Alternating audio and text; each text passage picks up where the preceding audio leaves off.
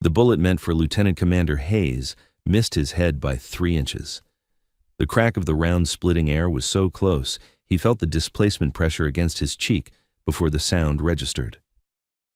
Another shot, this one sparking off the boulder he'd taken cover behind, sending granite fragments stinging across his exposed forearm. The SEAL team was pinned down in dense Pacific Northwest forest, surrounded by an enemy that shouldn't have existed, fighting a battle that wasn't supposed to happen, and the only person who could save them was the intelligence analyst they'd all dismissed as dead weight, right up until she pulled a Barrett M82 from her gear bag and changed everything. Before we show you exactly what happened in those 18 minutes that rewrote the definition of impossible, drop a comment telling us where in the world you're watching from. Because what you're about to witness isn't just a story about marksmanship. It's about the moment a team of America's most elite warriors learned that sometimes the most dangerous person in the room is the one nobody's paying attention to. Now let's get into it.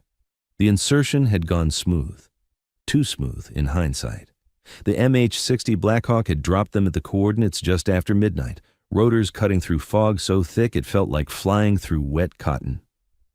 Staff Sergeant Eliza Cooper had been the last one out, her boots hitting moss-covered ground with barely a sound. She'd adjusted the pack on her shoulders, heavier than standard issue, heavier than anyone noticed, and fallen into formation without a word. The mission brief had been straightforward. Intelligence suggested that a domestic extremist cell was operating out of the Cascade Wilderness, stockpiling weapons and planning coordinated attacks on federal infrastructure. The SEALs were there to locate, surveil, and if necessary, neutralize the threat before it could metastasize into something worse.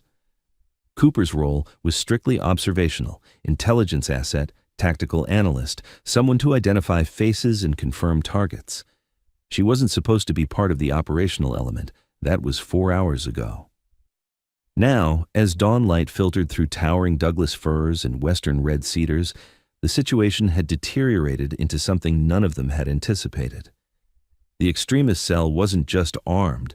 They were trained, disciplined, and they'd been waiting. Lieutenant Commander Marcus Hayes led the 8-man team through terrain that should have provided perfect cover. Dense undergrowth, natural defilade, limited sight lines that favored close-quarters tactics where SEALs excelled. But somewhere between the landing zone and their objective, they'd been spotted. Or maybe compromised before they'd even loaded onto the helicopter.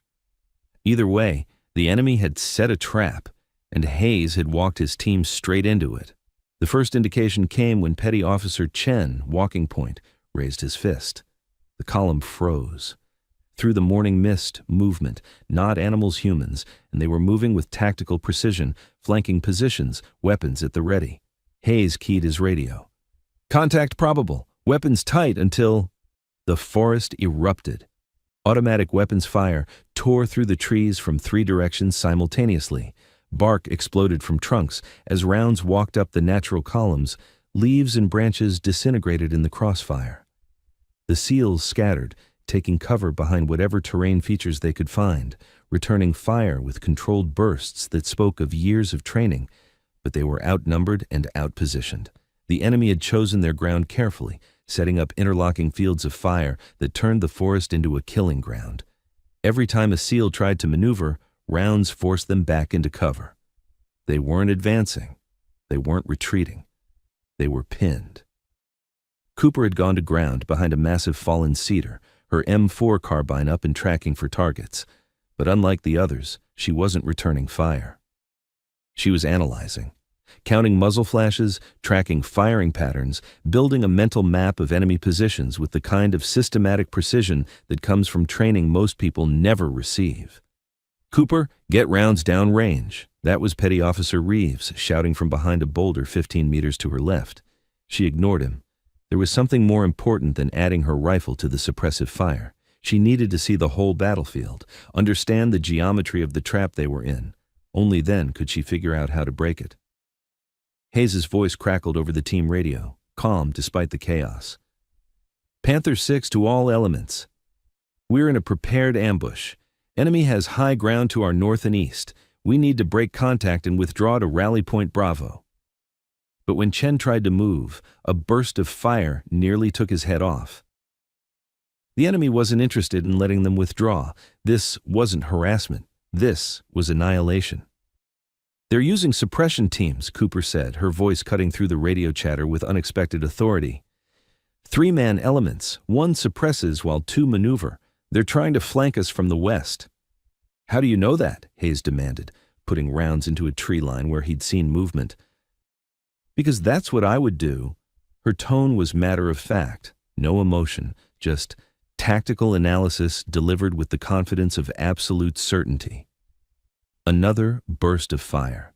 This time it was Petty Officer Morrison who took a hit, the round punching through his plate carrier and knocking him backward. The ceramic plate had caught most of it, but he was down, gasping, potentially with broken ribs or worse. The situation was collapsing. Hayes knew it. His team knew it. They had maybe minutes before the enemy completed their flanking maneuver and rolled up the SEAL position from multiple directions. Close quarters in dense forest with an enemy that knew the terrain. That was a meat grinder nobody walked away from. That's when Cooper made her decision. She rolled away from the fallen cedar, low crawling through ferns and undergrowth back toward where they'd established their rally point. The rest of the team was too busy fighting to notice her movement.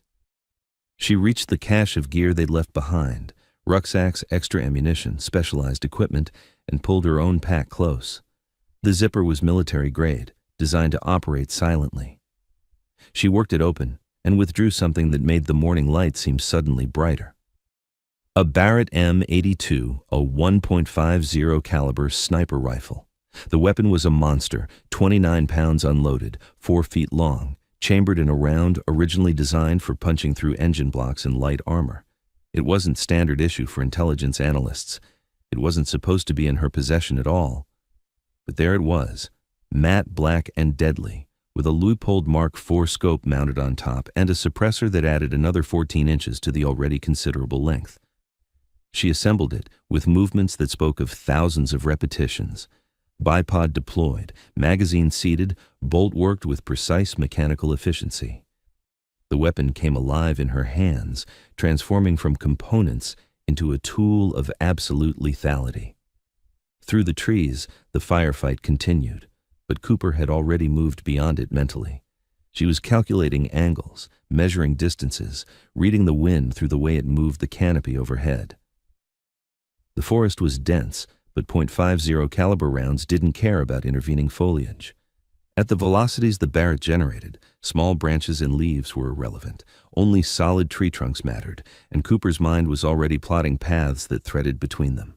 She moved again, this time to a slight rise that gave her elevation and sight lines into the enemy positions. The Barrett's weight should have made her slow, clumsy.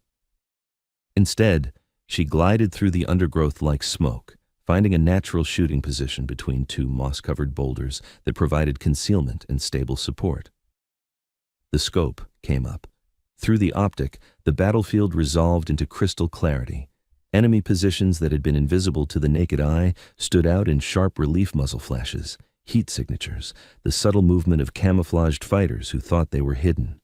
Cooper's breathing slowed, became measured and controlled. Her heart rate dropped through conscious effort, biofeedback training kicking in automatically.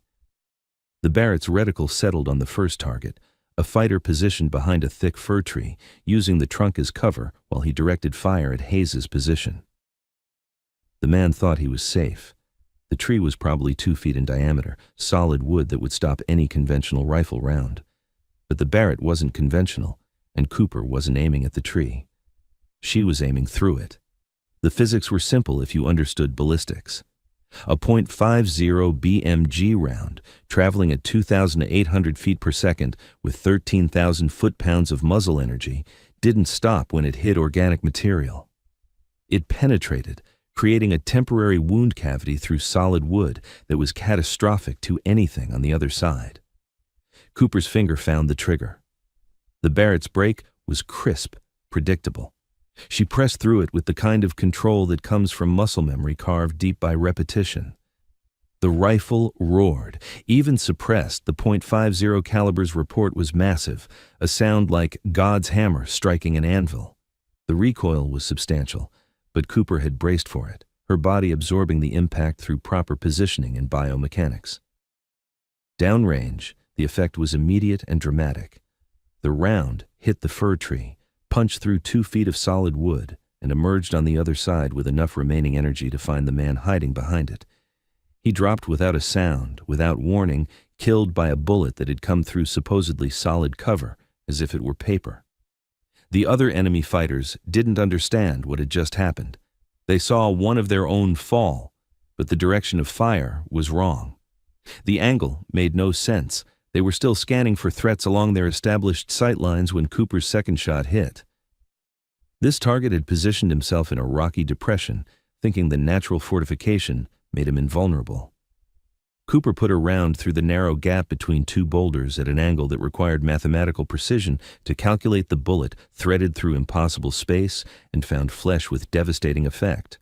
2 down, 16 seconds between shots.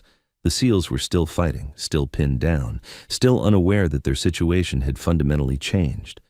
But Hayes, with the instinct of a man who'd survived multiple combat tours, sensed something was different. The enemy fire pattern had shifted, become less coordinated. Confusion was bleeding into what had been disciplined tactical execution. Cooper worked methodically through her target priorities.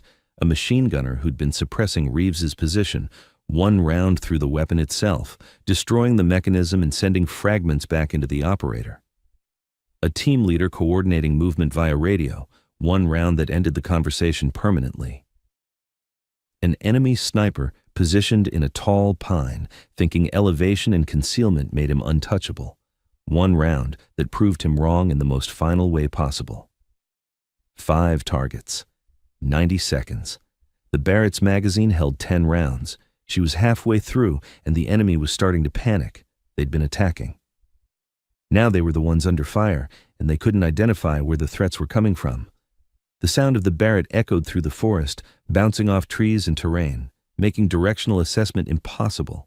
Reeves was the first SEAL to understand. He'd seen enough combat to recognize the distinctive report of a .50 caliber rifle, and he knew nobody on their team was supposed to have one. He risked a glance toward where Cooper had been positioned and saw nothing. Then he looked higher, toward the rise, and caught a glimpse of movement between the boulders. "Holy shit," he breathed. "Cooper's shooting." Hayes didn't have time to process that information. An enemy element was still trying to complete their flanking maneuver, 3 fighters moving through dead ground that would bring them into the SEAL's rear. He brought his rifle up to engage, but the angle was terrible, and they were using cover effectively. Then, one of the flanking fighters simply fell, like someone had cut his strings. A second later, the distinctive boom of the Barrett rolled through the forest. The other 2 fighters froze, unsure whether to advance, retreat, or seek better cover. Their hesitation cost them. Cooper's next 2 rounds found both men with surgical precision, threading between trees at angles that shouldn't have been possible. 8 targets down.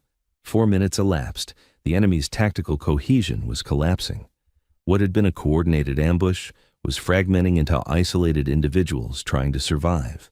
Some attempted to withdraw, falling back through the forest toward secondary positions. Others hunkered down behind whatever cover they could find, hoping to wait out the invisible threat that was systematically destroying their unit. Cooper tracked the retreating fighters through her scope. Long-range targets now, 800 meters and beyond, moving through dense forest, where conventional wisdom said precision fire was impossible. She compensated for wind, for elevation, for the angle of their movement, for the way bullets would deflect off branches and undergrowth. The Barrett spoke again and again. Each report was followed by a distant collapse, a life ended by mathematics and skill, and a weapon system that turned impossible shots into certainty. 10 targets. 12 minutes. Chen, the team's corpsman, was working on Morrison, stabilizing his injuries while the firefight raged around them. But he couldn't help but watch the forest, seeing enemy positions that had been directing murderous fire at them suddenly go silent, one after another, falling to an invisible reaper who struck with mechanical efficiency. "Who is that?" Chen asked, his voice carrying genuine awe. "Who the hell is shooting?" Hayes had figured it out. He was watching through his rifle scope, tracking the trajectory angles, working backward from where enemy fighters were falling to calculate the point of origin. It kept coming back to the same location, that rocky rise where Cooper had disappeared. "It's the analyst," he said, and his voice carried a mix of disbelief and respect. "It's fucking Cooper." The enemy was broken. Those who could withdraw were doing so, falling back through the forest in disorganized clusters that bore no resemblance to the disciplined tactical element that had ambushed the SEALs. Those who couldn't retreat had surrendered or were hiding, hoping to be overlooked. The firefight that had threatened to annihilate Hayes' team had lasted 18 minutes. From first shot to last, Cooper's intervention had consumed exactly 12 of those minutes. 10 confirmed kills, each one a target eliminated with precision that redefined what the SEALs thought was possible in dense forest conditions. She safed the Barrett, broke it down with the same mechanical efficiency she'd used to assemble it, and returned to the team's position as if nothing remarkable had happened. By the time she emerged from the tree line, the weapon was secured in its case, concealed in her pack, invisible once again. The SEALs stared at her like she'd appeared from another dimension. Hayes was the first to find words. "Cooper." He paused, searching for how to articulate questions that didn't seem to have adequate language. What the hell was that? She adjusted her pack, her expression as neutral as if she'd just returned from a supply run rather than single-handedly breaking an ambush. That was 10 hostile targets eliminated at ranges between 300 and 900 meters in a denied area with limited sight lines and significant foliage interference. "You're an intelligence analyst," Reeves said, still trying to reconcile what he'd witnessed with what he'd been told about their team composition. "I'm also a graduate of the Special Operations Target Interdiction course," Cooper replied. 3 years with Joint Special Operations Command. 47 confirmed kills across 17 operational deployments. They reassigned me to intelligence assessment 6 months ago after—" She stopped, seemed to reconsider what she was about to say. "After my last mission." Hayes studied her with the kind of intensity he usually reserved for enemy combatants. He was seeing her differently now, recognizing signs he should have caught earlier. The way she moved through terrain with perfect economy, how she'd positioned herself during the initial movement with sight lines and fields of fire already calculated. The fact that her pack had been 20 pounds heavier than standard issue, and nobody had questioned why. "Why didn't you tell us?" he asked. "Because you didn't need to know," she said simply. "My role was intelligence assessment, observation analysis, unless circumstances required additional capabilities." "And when did you decide circumstances required your additional capabilities?"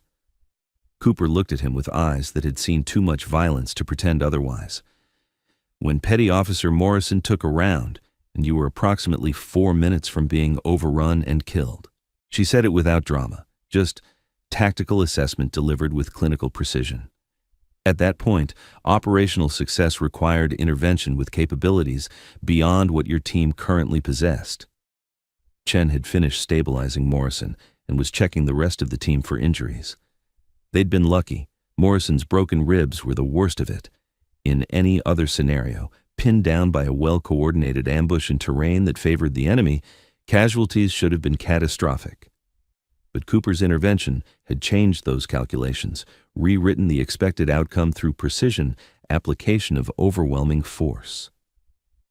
"The Barrett," Hayes said. "That's not authorized equipment for intelligence assets."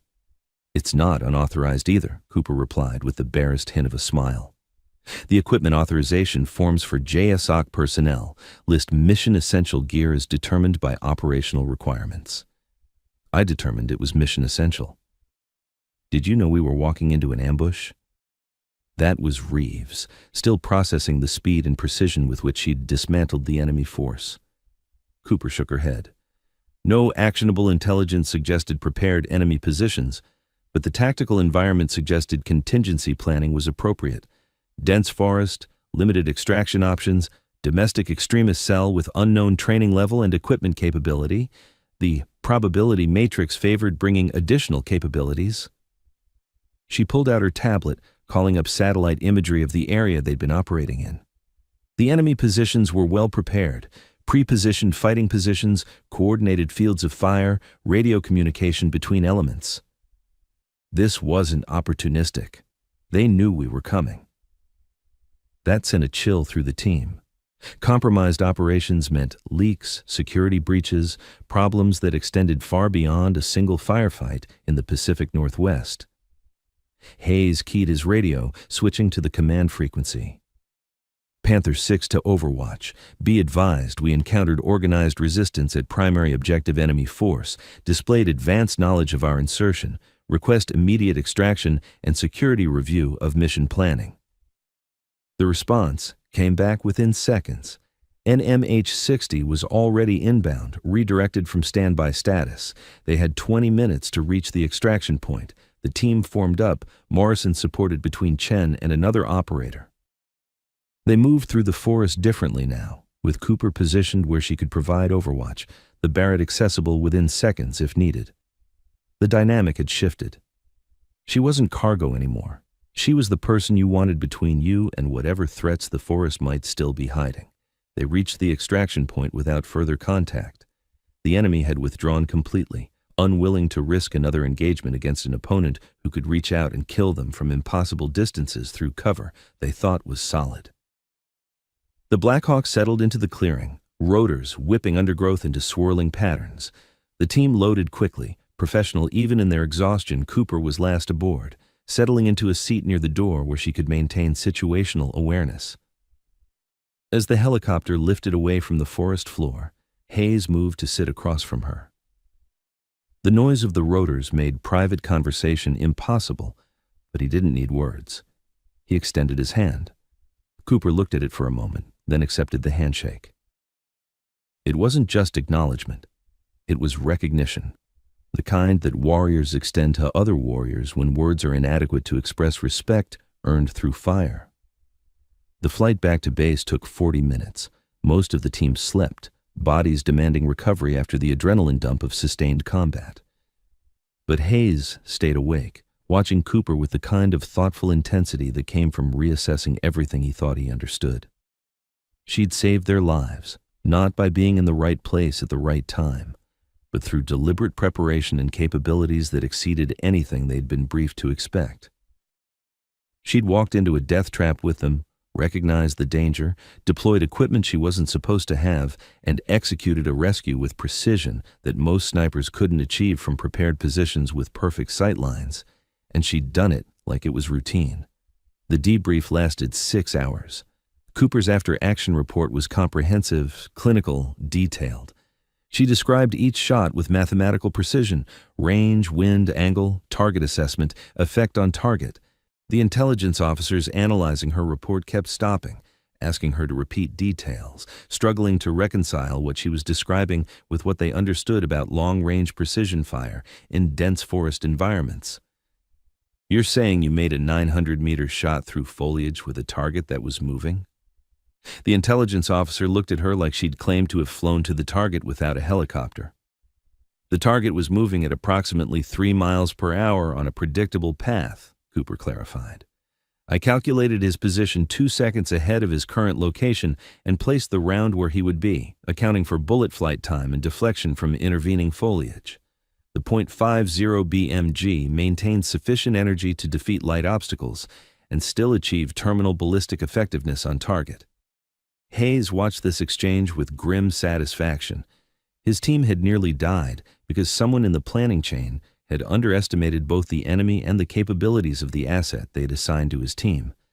But that asset had saved them anyway, despite being deliberately positioned where she couldn't contribute to the fight. After the debrief, he found Cooper in the armory, cleaning the Barrett with the kind of methodical precision she applied to everything. The weapon was field-stripped, each component receiving individual attention. "They're going to want to take that away from you," Hayes said, nodding toward the rifle. "They can try." Cooper didn't look up from her work.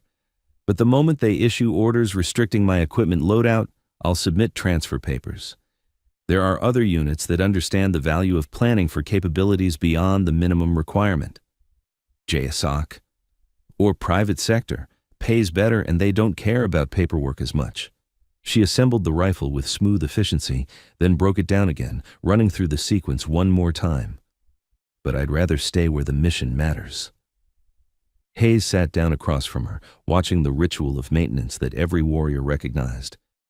"Tell me about your last mission. The one that got you reassigned to intelligence? Cooper's hands paused for just a moment before continuing their work. Target interdiction. High-value individual in denied territory. Everything went according to plan, right up until it didn't. My spotter took a round I had to carry him 4 kilometers through hostile territory while engaging multiple enemy elements. We both made it out, but she stopped, weighing how much to say. The assessment was that I'd displayed judgment issues by engaging instead of evading, that I'd prioritized my partner over mission completion. You saved his life. I did. But the mission objective escaped, and it took another 6 months to locate and neutralize him. Command decided that made me better suited for intelligence work than field operations' lower risk assessment of my decision-making capacity. Hayes understood what she wasn't saying. Some bureaucrat had decided that Cooper's loyalty to her partner was a liability rather than an asset, that her willingness to fight her way out rather than abandon a wounded teammate suggested she couldn't be trusted to make ruthless calculations when missions required them. It was exactly the kind of thinking that destroyed good operators. For what it's worth, Hayes said, you made the right call today. And if you want a recommendation for transfer back to JSOC or any other unit, you've got it. Nobody on my team will ever forget that you walked into hell to pull us out. Cooper finished reassembling the Barrett and secured it in its case. Appreciate that, Commander. But I'm not ready to go back yet. There's something satisfying about intelligence work, seeing the bigger picture, understanding how all the pieces fit together. Maybe I needed the break from pulling triggers. Until today. Until today, she agreed. But that was different. That was necessary. There's a difference between choosing to be a warrior and recognizing when the situation requires it. They sat in comfortable silence for a moment, 2 professionals who understood the weight of violence and the cost of capability. The team's hitting the bar tonight, Hayes said finally. Unofficial, off base, the kind of establishment that doesn't ask questions about why military personnel need to drink heavily on a Wednesday night. You should come. Cooper smiled, the first genuine expression of emotion Hayes had seen from her. Will there be questions about where I learned to shoot? Probably can you handle drunk SEALs being impressed? I've handled worse. The bar was exactly what Hayes had described, a dive establishment that had been serving military personnel since before most of the current team had been born. Dark wood, dim lighting, a jukebox playing rock music from decades past. The kind of place where you could drink in peace and nobody judged you for ordering whiskey at 3 in the afternoon. The SEALs had claimed a corner booth, spreading out with the casual authority of men who'd earned the right to take up space. They were on their 3rd round when Cooper arrived, dressed in civilian clothes that made her look even less like the combat operator she'd revealed herself to be. A cheer went up when they saw her. Not mocking, not ironic, genuine celebration. Reeves waved her over, sliding down to make room. Someone put a whiskey in front of her before she'd even sat down. To Cooper, Chen raised his glass. The analyst who forgot to analyze and just started shooting instead. The glasses clinked together. Cooper sipped her whiskey, accepting the tribute with quiet grace. Serious question, Morrison said. His ribs were taped up tight, but he'd refused to stay in medical. Where the hell did you learn to shoot like that? Because I've worked with some of the best long gun operators in the Navy, and what you did today, that was different. Cooper considered her answer carefully. I had a teacher, former Marine Scout sniper who'd transitioned to contracted work. He believed that precision shooting was as much art as science, and that the weapon was just a tool. The real capability was in understanding physics, reading environmental conditions, and making calculations faster than conscious thought. And he taught you to shoot through trees. Reeves looked skeptical. He taught me that obstacles are relative. A .50 caliber round has so much kinetic energy that materials most people consider solid barriers are actually just temporary impediments. The key is understanding material density, calculating energy retention, and accepting that some shots will fail. But if you understand the physics well enough, more shots will succeed than people think is possible. Hayes leaned back, studying her with an expression that was part respect, part calculation. How many confirmed kills do you actually have? 47 before today, 57 now. She said it without pride or shame, just fact. Across multiple theaters, Afghanistan, Syria, several locations that don't officially exist in public record, average engagement distance was 700 meters. Longest shot was 1,400 meters in mountain conditions with 30-knot crosswinds. The SEALs processed this in silence. They'd been operating under the assumption that Cooper was support staff, someone to carry equipment and take notes while the real warriors did the real work. Finding out she'd been killing enemy combatants at ranges where most shooters couldn't even identify targets, that required a fundamental reassessment of who she was and what she represented. Why the hell did they pull you out of the field? That was Chen, articulating what everyone was thinking. Cooper's expression darkened slightly. Because I made a choice. My spotter was hit, bleeding out, and the mission called for me to maintain position and complete the objective. But if I'd done that, he would have died. So I broke off, engaged multiple enemy elements during extract, carried him 4 kilometers to an extraction point, and called in emergency medevac. He lived. The high-value target escaped and killed 17 more people before we could locate him again. Jesus Christ, Reeves breathed. And they punished you for that?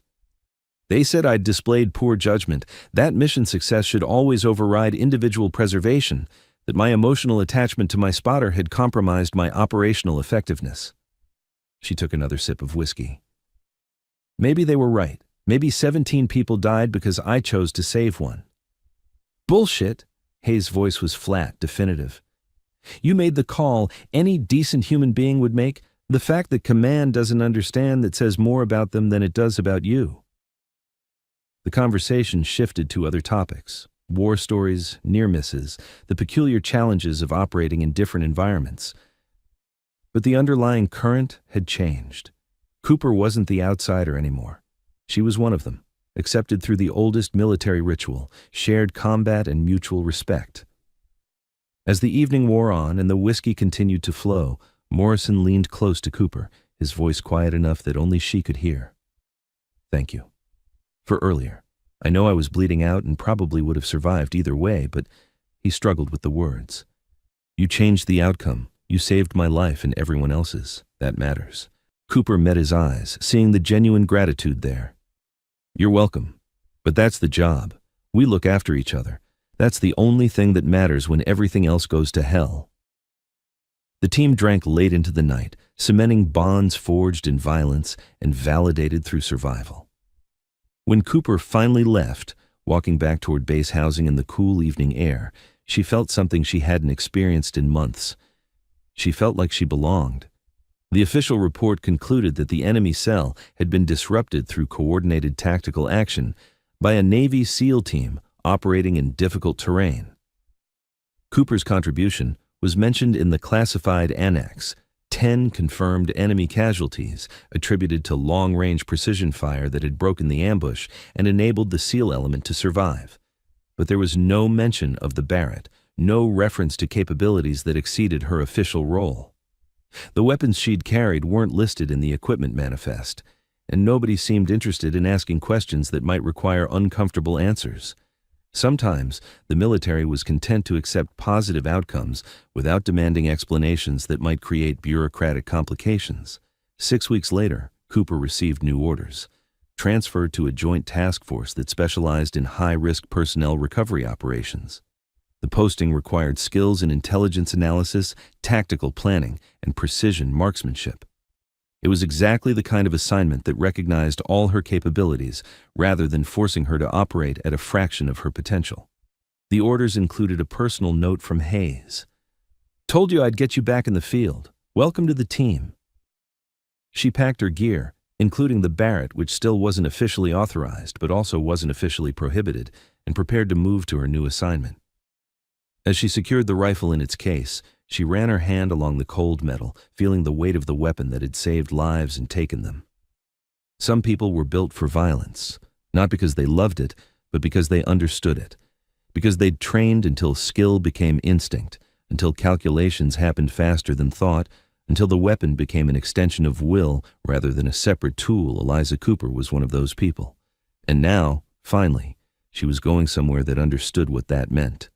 The SEALs never forgot what happened in that forest, Chen kept detailed notes about her shooting positions, studying the angles, and trying to replicate her ballistic calculations. Morrison recovered fully, and he made sure to tell anyone who would listen about the analyst who'd saved his life with shots that shouldn't have been possible. Reeves started carrying extra ammunition for .50 caliber weapons on missions, just in case Cooper showed up again and needed support. And Hayes, he made it his personal mission to ensure that any time a team needed someone who could turn impossible situations around through precision application of overwhelming force, Eliza Cooper's name came up in the planning discussions. Because sometimes the most important person on a mission isn't the team leader or the point man or the communication specialist. Sometimes it's the quiet professional in the back who's carrying capabilities nobody expects and expertise nobody appreciates, right up until the moment everything goes to hell and she turns out to be the only thing standing between survival and catastrophe. In a world where appearances matter more than capability, where credentials carry more weight than competence, it's easy to overlook the people who've earned their place through fire and blood and countless hours of training in conditions most people can't imagine. But smart leaders remember one critical lesson. Never underestimate the person who seems content to observe. Because sometimes they're not learning your job. They're deciding whether you're worth saving when the situation requires someone to step up and change the outcome through capability that exceeds every expectation. The wolf doesn't announce itself to the sheep. It watches, it waits, and when the moment requires it, it acts with precision that redefines what everyone thought was possible. Eliza Cooper understood that lesson better than most, and somewhere in the Pacific Northwest, in a forest that would always remember the day a SEAL team should have died but didn't, the trees still carried the scars of rounds that had traveled impossible distances and achieved impossible results. 10 targets, 12 minutes, 57 confirmed kills and counting. Some warriors fight from the front, loud and obvious and impossible to miss. Others operate from positions where nobody expects them, changing outcomes through capability that exists specifically because most people never see it coming. Both types are necessary. Both types are lethal. But only one type gets consistently underestimated, right up until the moment they prove that appearances have nothing to do with capability. And quiet professionals are often the most dangerous people in any room. Thanks for watching. Every woman has a story worth telling. Join us to hear them all.